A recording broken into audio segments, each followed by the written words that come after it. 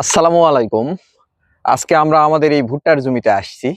এবছর আমরা মোটামুটি 3 বিঘার মতো জমিতে ভুট্টা লাগাইছি।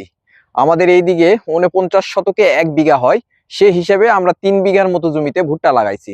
আমরা এই জমি থেকে যতটুকু ভুট্টা পাবো সবটুকু ভুট্টা আমরা রোদে শুকায়ে সারা বছরের জন্য রেখে দেই। আর এইটাই আমাদের গরুর পরবর্তীতে দানা খাবারের অন্যতম একটা উৎস। আমরা সরিষা চাষাবাদ করি, ধান চাষাবাদ করি, এগুলা থেকেও আমাদের গরুর দানা খাবারের একটা উৎস হয়ে যায়। আপনাদের একটু দেখায় আমাদের ভুট্টার ফলন কেমন হয়েছে। এই যে দেখেন, এই 2টা করে মোছা আসছে। এই যে ম্যাক্সিমাম গাছে 2টা করে মোছা আসছে, আবার কিছু কিছু গাছে 3টা করেও মোছা আসছে।